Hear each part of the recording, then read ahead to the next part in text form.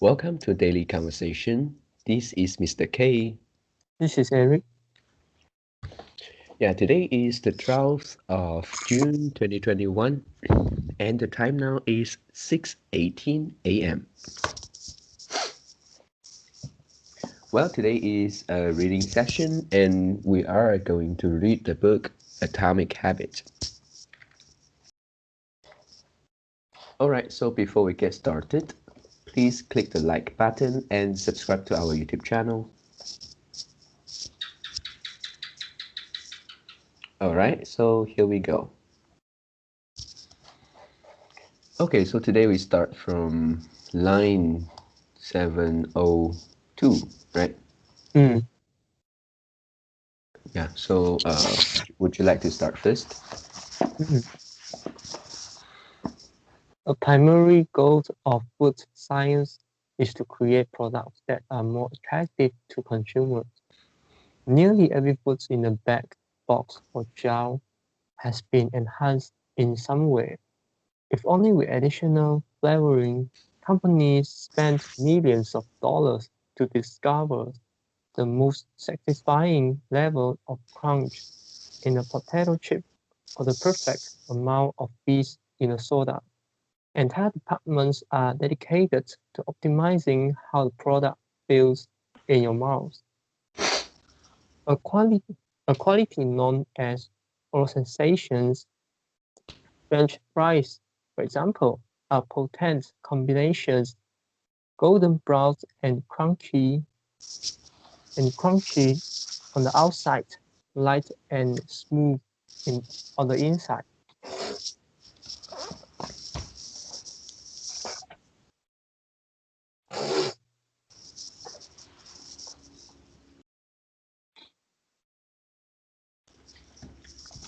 Other processed foods enhance dynamic contrast, which refers to items with a combination of sensations like crunchy and creamy. Imagine the goodness of melted cheese on top of a crispy pizza crust, or the crunch of an Oreo cookie combined with its smooth center. With natural, unprocessed foods, you tend to experience the same sensation over and over. How's the 17th bite of kale taste? After a few minutes, your brain loses interest and you begin to feel full. But food that are high in dynamic contrast keep the experience novel and interesting, encouraging you to eat more.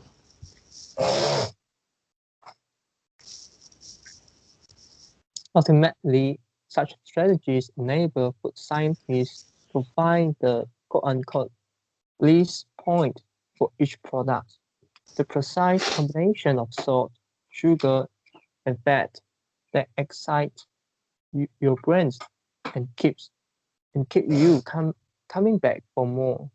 The result, of course, is that you overreact because hyperpa- hyperpalatable foods are more attractive to the human brain. As Stephen Gwyneth, a neuroscientist who specializes in eating behavior and obesity, said, "We've gotten too good at pushing our own buttons." Yeah, last line. This one is obesity and you pronounce as obesity. Okay, obesity. Yeah.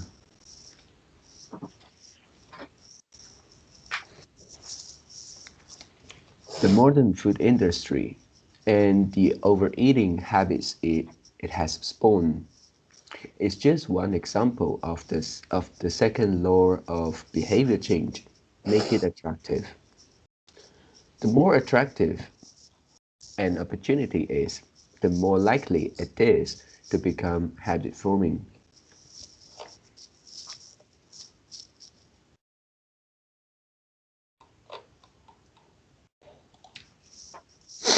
Look around. Society is filled with highly engineered versions of realities that are more attractive than the world our ancestors invoked in. Stores features mannequins with exaggerated hype, with exaggerated hips and breasts to sell clothes. Social media delivers more likes and praise in a few minutes that we could ever get in the office or at home. Online porn splices together stimulating skins scenes at a rate that would be impossible to replicate in real life. Advertisements are created with a combination of ideal lighting, professional makeup, and Photoshop edits. Even the model doesn't look like the same in the final image. These are the supernormal stimuli of our modern world. The exaggerate features that are naturally attractive to us, and our instincts go wild as a result, driving us into excessive shopping habits, social media habits, porn habits, eating habits, and many other. Okay, second line, last word. Yeah, this one is, uh, let me see. Yeah, exaggerated. And you pronounce Exaggerate, as exaggerated. exaggerated, Yeah, e exaggerated. exaggerated.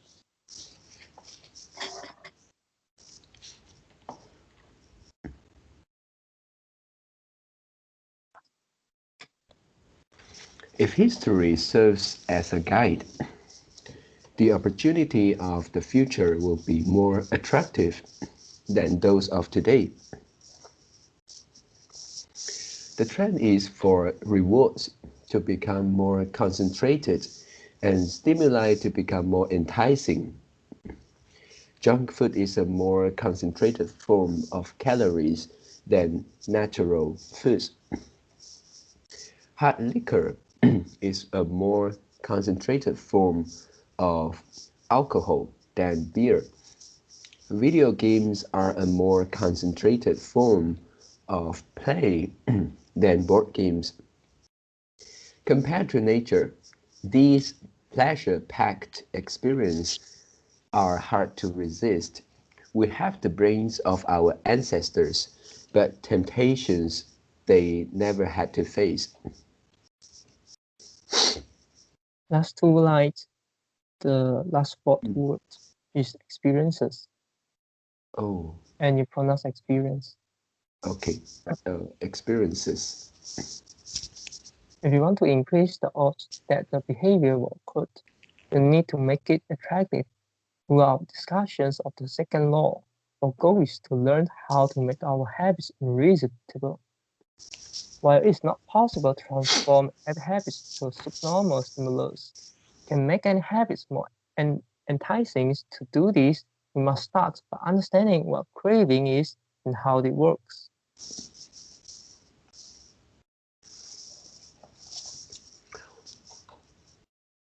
We begin by examining we begin by examining a biological signature that all habits share, the dopamine spike. The dopamine-driven feedback loop. Scientists can track the precise moment a craving occurs by measuring a neurotransmitter called dopamine. The importance, the importance of dopamine became apparent in 1954 when the neuroscientists James Oates and Peter Milner ran an experiment that revealed the neurological processes behind craving and desire. By implanting elect electrodes in the brains of rats. The researchers blocked the release of dopamine. To the surprise of the scientists, the rats lost all will to live. They wouldn't eat, they wouldn't have sex, they didn't crave anything. Within a few days, the animals died of thirst.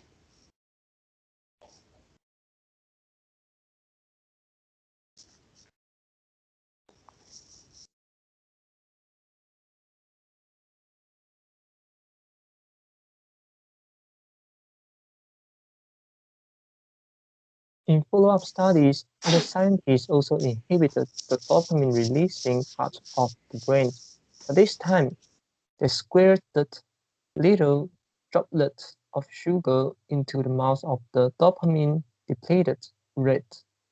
Their little red faces lit up with pleasurable grins from the tasty substance. Even though dopamine was blocked, they liked the sugar just as much as before. They just didn't want it more. They just didn't want it anymore. The ability to experience pleasures remained, but without dopamine, desire died, and without desire, action stopped.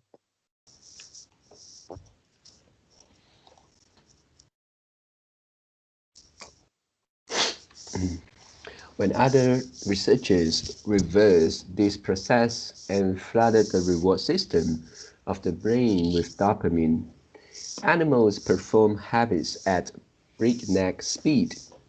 In one study, mice receive a powerful hit of dopamine each time they poke their nose in a box.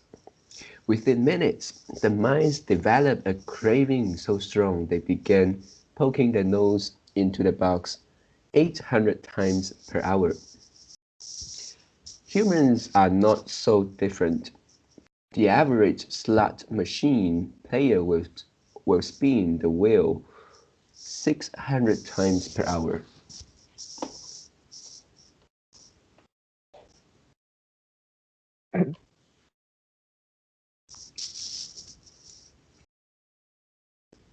Habits are dopamine-driven feedback loop. Every behavior that's highly habit-forming, taking drugs, eating junk food, playing video games, browsing social media, is associated with higher level of dopamine. The same can be said for our most basic habitual behaviors like eating food, drinking water, having sex, and interacting socially. Yeah, first line, this is dopamine driven and you pronounce as dopamine driven. Okay, dopamine driven.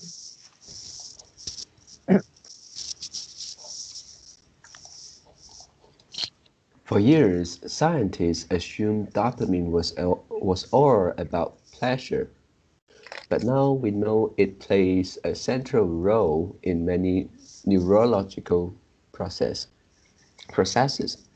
including motivation, learning and memory, punishment and aversion, and voluntary movement. When it comes to habits, the key takeaway is this. Dopamine is released not only when you experience pleasure, but also when you anticipate it. Gambling addicts have a dopamine spike right before they place a bet, not after they win. Cocaine addicts get a surge of dopamine when they see the powder, not after they take it. Whenever you predict that an opportunity will be rewarding, your levels of dopamine spike in anticipation. And whatever dopamine rises, so does your motivation to act.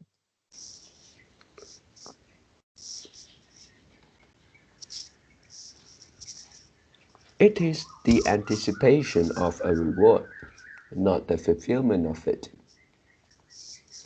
that, that gets us to take action. Interestingly, the reward system that is activated in the brain When you receive a reward, it's the same system that is activated when you anticipate a reward. This is one reason the anticipation of an experience can often feel better than the attainment of it. As a child, thinking about Christmas morning can be better than opening the gifts. As an adult, daydreaming about an upcoming vacation can be more enjoyable than actually being on vacation. Scientists refer to this as the difference between wanting and liking. The dopamine spike. Figure 9. Figure 9. Before habits learned. 8. Dopamine is released when the reward is experienced for the first time. The next time around. B. Dopamine rises before taking action immediately after cue is recognized. This spike leads to a feeling of desire and craving to take action whenever the cue is spotted. When habit is learned, dopamine will not rise when the reward is experienced because you already expect the reward. However, if you see a cue and expect a reward but do not get one, then dopamine will drop in disappointment. C. The sensitivity of dopamine response can clearly be seen when the reward is provided late. D. First, the cue is identified and dopamine rises as a craving builds. Next, the response is taken, but the reward does not come as quickly as expected, and dopamine begins to drop. Finally, when the reward comes a little later than you had hoped, dopamine spikes again. It's as if the brain is saying, "See, I knew I was right. Don't forget to repeat this action next time."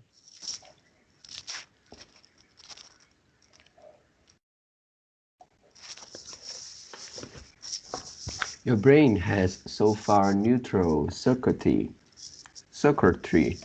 allocated for wanting rewards than for liking them. The wanting centers in the brain are large.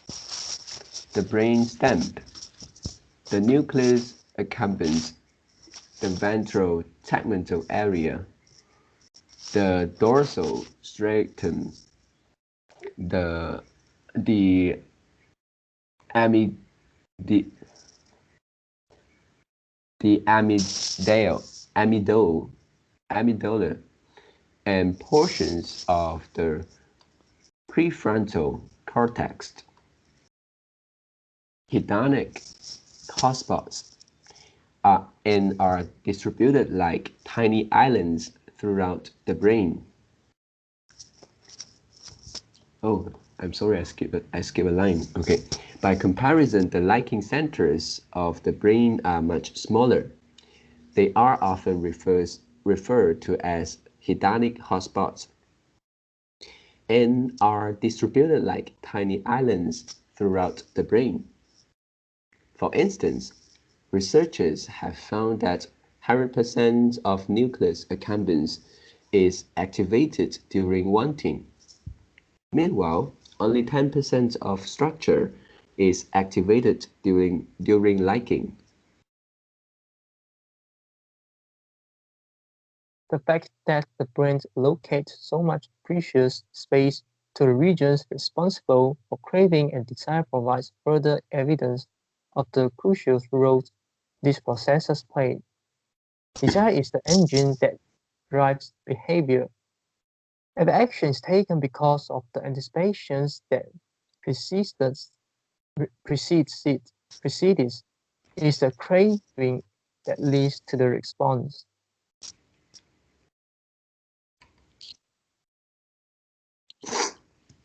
These insights reveal the importance of the second law of behavior change.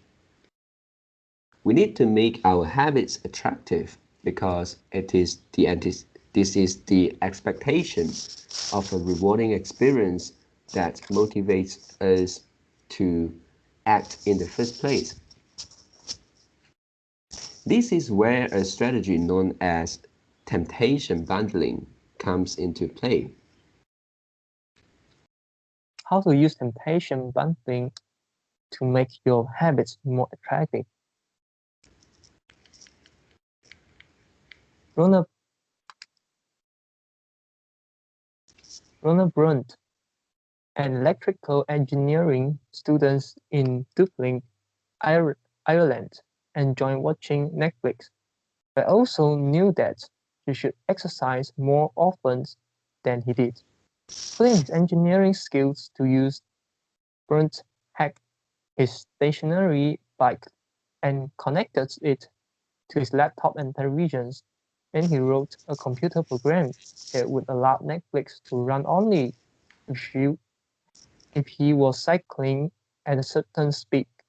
If he slowed down for too long, whatever show he was watching was paused until he started pedaling again. He was, in the words of one friend, eliminating obesity's one Netflix binge at a time. Yeah, last uh, second line from the bottom. This is paddling, and you pronounce as pa pa. I forgot your pronunciation. Pedaling. Yeah, paddling.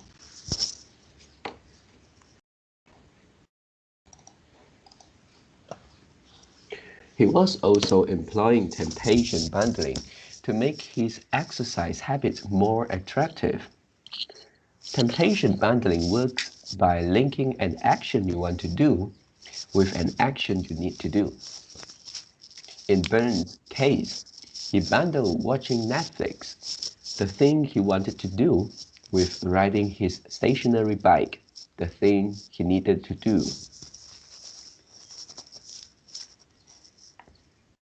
Businesses are masters at temptation bundling.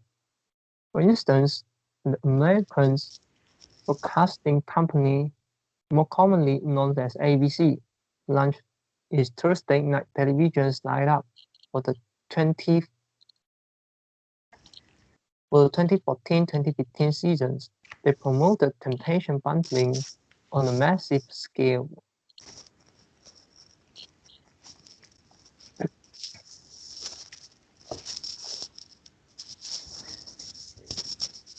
Every Thursday, the company would air 3 shows created by screenwriter Shonda Rhimes. Grey's Anatomy, Scandal, and How to Get Away with Murder. They branded it as TGIT on ABC. TGIT stands for Thanks God It's Thursday. In addition to promoting the shows, ABC encouraged viewers to make popcorn, drink red wine, and enjoy the evening. Andrew Kubit, head of scheduling for ABC, described the idea behind the campaign.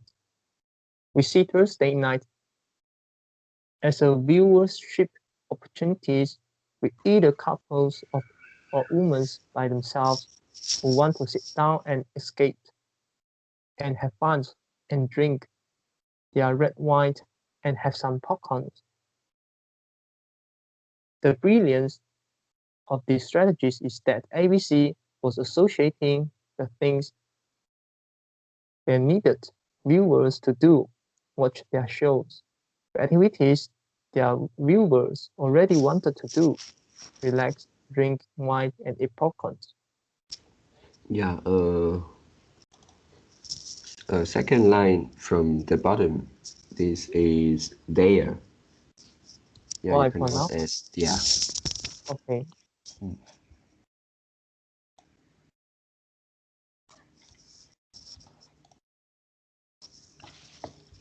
Over time, People began to connect watching ABC with feeling relaxed and entertained. If you drink red wine and eat popcorn at 8 p.m. every Thursday, then eventually 8 p.m. on Thursday means relaxation and entertainment. The reward gets associated with the cue, and the habit of turning on the televisions becomes more attractive.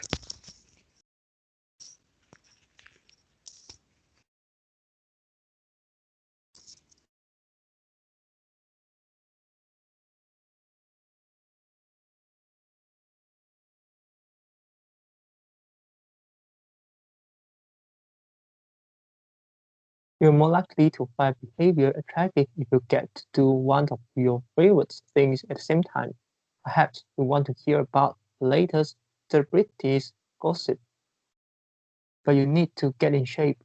Using temptation bundling, you could only read the tabloid, the tabloid and watch reality shows at the gym. Maybe you want to get a pedicure, but you need to clean out your email inbox. Solutions only get a pedicure while processing overdue work emails.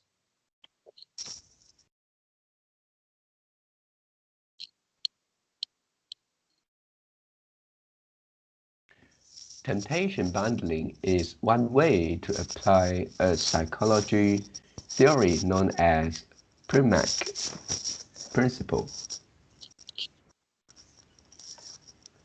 named after the work of Professor David Primac.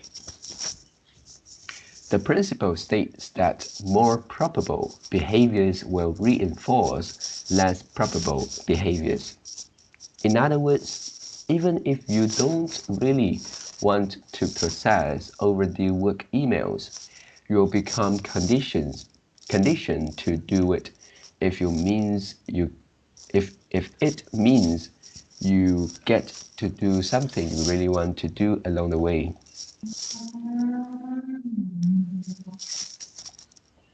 You can even combine temptation bundling with a habit stacking strategy we discussed in Chapter 5 to create a set of rules to guide your behavior. The habit stacking plus temptation bundling formula is after current habit, I will, habit I need. After habit I need, I will, habit I want. If you want to read the news, you need to express more gratitude. After I get my morning coffee, I'll say one thing I'm grateful for that happened yesterday. It's a need. After I say one thing I'm grateful for, I'll read the news. It's the want. If you want to watch sport, you need to make sales call. After I get back from my lunch break, I will call 3 potential clients. It's a need. After I call 3 potential clients, I will check ESPN. It's a want. If you want to check Facebook, you need to exercise more. After I pull out my phone, I will do 10 burpees. Burpees is a need. After I do 10 burpees to check Facebook is a want.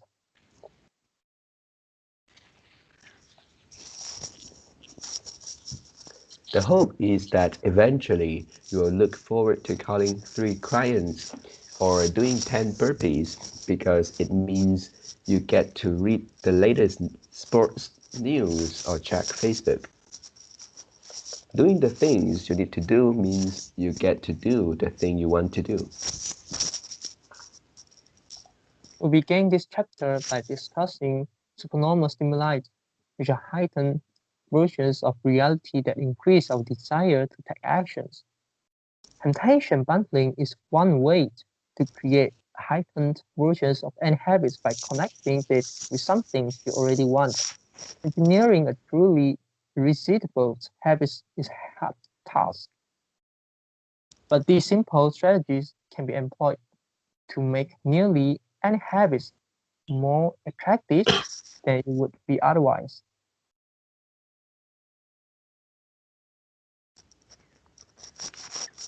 Chapter summary. The second law of behavior change is make it attractive. The more attractive an opportunity is, the more likely it is to become habit forming. Habits are a dopamine driven feedback loop. When dopamine rises, so does our motivation to act. It is the anticipation of a reward, not the fulfillment of it, that gets us to take action. The greater the anticipation, the greater the dopamine spike. Temptation bundling is one way to make your habits more attractive. Strategy is to pair an action you want to do with an action you need to do.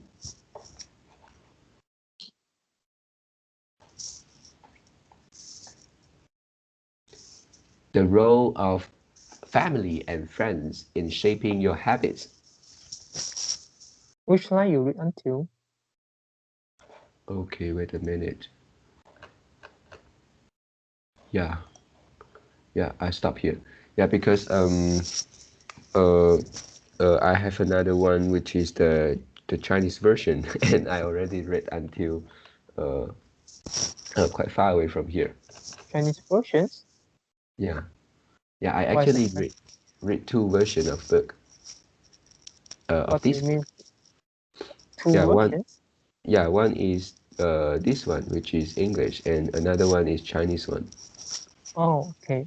Yeah, because I also need to look at the chat, some chart and picture on that original one. Yeah, but what I see is you have two comments here. The first is line 7200. Another Let me is see. the line is uh line Seven. 720. Another Mm, is line 753. yeah, so Mm. 753 is the latest. Can you delete the old one? Yeah.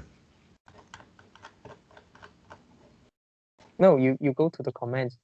Oh. Yeah, Uh. I hear you. I hear the sound of your mouse. I know what you are doing. You click the comments, Mm. okay, and then you can see and then you can see the list of all comments, right? Ah, And yeah. then you go to the more options. Can you Okay, see the and more then option? more option. Wait a minute.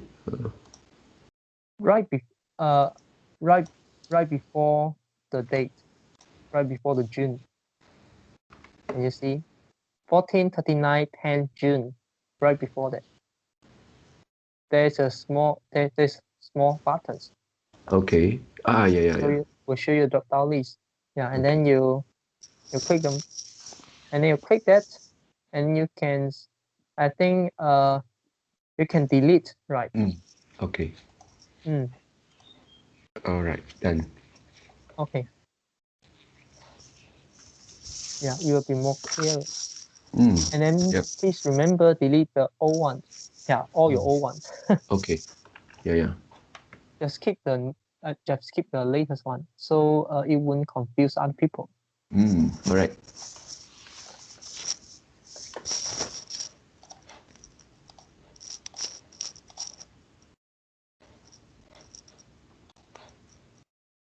Okay, do you want to make summary? Okay. Yep. And yeah, for the parts we read today, actually there are a lot of example which the author want to make us more understand about what he was expressing. And firstly, it talk about the the food, yeah, which is the modern processed food is so attractive to us, yeah, and um, also say that our brain is uh, kind of we use our ancestor brains to deal with the temptation nowadays. Yeah, so the food, many of the food they are designed in a way uh, to make it so attractive, so that this will make us to keep repeating uh, eating those food, especially junk food. Yep, and then also the concept of dopamine, which habit is is a dopamine-driven feedback loop. Yep, and then it also there is a chart which is very important, and that's about the dopamine spike. Yeah, and then from there uh, we found that actually our dopamine spike can make it is one of the main factors that make us to perform the action, make us to do it, and then uh, accept the first time to get the reward. Uh, yeah, starting from maybe the second time onwards, our dopamine spike actually starts after the cue, after we saw the cue, after we realized the cue, and then it is not on getting the reward, that part. So for here, yeah, and also this explains why we keep doing something, because we kind of anticipate the reward. Yeah, so that after we saw the cue and we will do the action. And after that, it also uh, um, yeah, there is a part talk about what's that, the temptation bundling, and also the yeah, temptation bundling is something like we link one of the things that we wanted to do with one of the things we needed to do. Yeah, for this one, I think it's better to do as the example in this book. We perform the things uh, uh, that we needed to do first. Yeah, and after that, it's kind of reward ourselves to do the things that we uh, wanted to do. Yep, and also one theory in at here, which is I couldn't remember well. It's something like primac. The name of that person, primac theory, which means that if we try to bundle something we like to do and something we want to do, um, uh, yeah, we will make these two actions more attractive to ourselves after some time. Yep, and then lastly, it also linked this temptation bundling to previously we came across habit stacking. Yep, and then for that one, I found that they use it like this. They use habit stacking first. Let's say after doing a particular thing, and then we want to do something. We need to do something, and that one is to something like remind us to function as a cue. Yeah, don't forget to do that. And then after that cue, we need to do something we need to do instead of we want to do. This is because these things may be a new habit, or these things may be less attractive than the later one. And the later is the things that we want to do, which is uh, something more attractive. So the author offer a way for us to combine these two concepts and then make it like, as he said, the heightened version of of to deal with the habit. Yeah, so I think this is my summary today. Yeah. One of the point to summary is Mm, the preface theory. I also forget the names. The mm, theory and the person, the engineer, he combined the Netflix watching, and also the bike, the cycling, yeah. that links together. So that's when when they want to watch Netflix, they can only do the exercise. Mm, They need to do exercise first, and then after reach a certain speed, then they can activate the equipment, the machines, and then turn on the TV, mm, so he can watch the Netflix. And then just now you say he combine two things, which is the thing he like to do and then he want to do. mm. And then uh, I think this is something that uh, he need to do. Okay, Yeah, need to do it's and some want to do, right? yeah. Oh, Mm, yeah. So maybe I wrongly said, yeah, it should be need to do plus want to do. yeah. Yeah, Mm, of course, the ones the thing he want to do, which same as the meaning that he like to do. Mm, yeah. yeah. So this one, and uh and okay, in addition, okay, the study, the figure night, Oh, okay. and okay, and if we are able to look the figure night, and Mm, then we see the chart, and then one of thing is actually the queue is not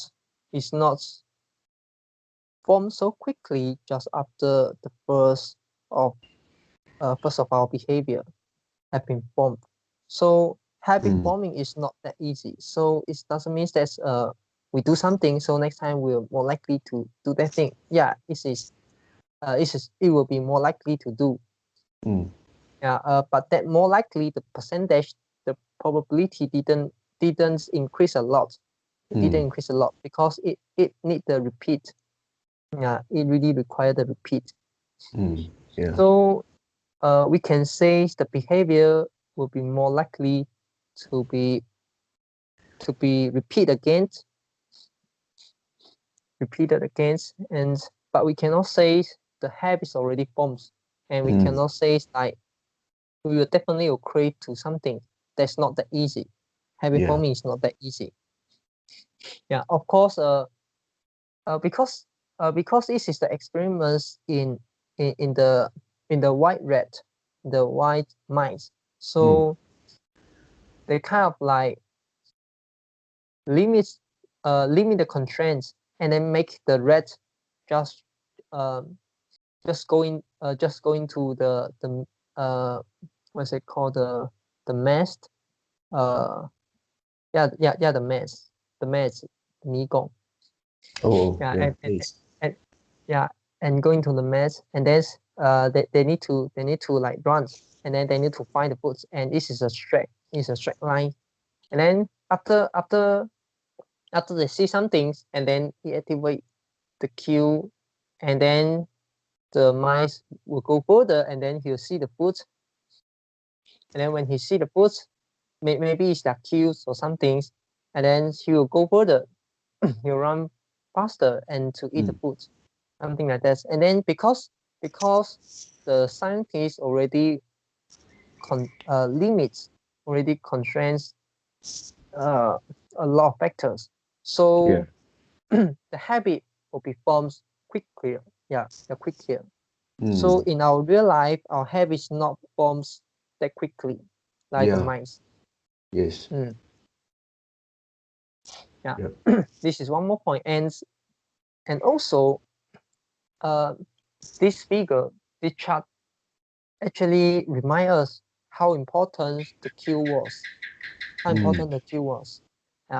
Because if we can hide the cue, then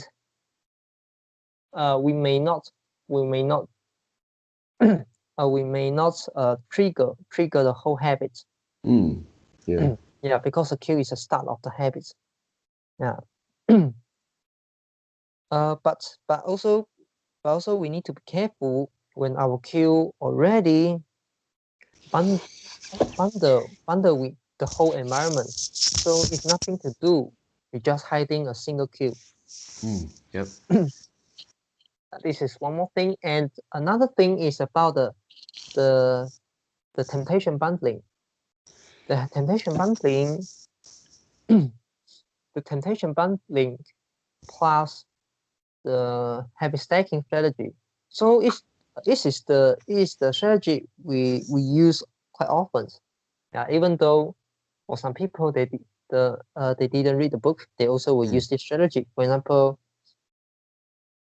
they want to eat McDonald's, but before they eat McDonald's, they need to go for a run. Or maybe they want to your parents, when you are a kid, you tell your parents, I want to watch TV, and then your parents will tell you, go do homework first. After finish your homework, you can watch your TV. This is also the same strategy. And we can actually know that this strategy is not that effective. Yeah. But why? There are a lot of factors. One of the factors is actually we do too many things at one time. So recently I also learned some things about the habit outside from this book. Okay. And it actually suggests us to do one thing at one time. So don't do too many things at once. Yeah, because remember the last reading session, it talked about the self-control. Okay. And when we need to start a new habit, it actually requires the self-control. And after it becomes habits, it require less self-control ability, which is the muscle. The muscle in our brain. Yeah, so that means if you start a new habit, it actually requires you to spend some self-control abilities. And we know self-control is something like muscle. After you spend on here, and then you lose some, and then you need some time to recover, and then you'll be more likely for you to quit something after doing the particular things. So that means if you have a lot of habit want to form at one time, or have a lot of habit want to break one time, maybe at the maybe for those morning, at the first day of week, or maybe at the morning, the habit in the morning will work perfectly. You can execute perfectly whether you want to break a habit or whether you want to form a habit. But how about the habit in afternoon? How about the habit in noon? Yeah. So this is a reality. So it's better for us to do like one or two. Yeah, it's the best for us to do once. Yeah, for in the first month, and after the month, you are able to do that automatically, subconsciously, and it already become your habits, and then you grab a new one. Yeah. And it's this is not small thing. And we can think like, if we only start one habit each month, and then in a year we can change ourselves 12 times, 12 months, 12 times. Yeah. So how many people can change their habits? Can, let's say, like break 12 bad habits, or maybe like form a 12 new habits, a Mm, new meaningful habits. Yeah, new meaningful habit. Yeah, it's actually quite difficult for other people. So it actually align with the subtitle of this book. Tiny tiny change can lead to big difference. Mm. Yeah, mm, small change can lead to big difference. It just take times. Mm.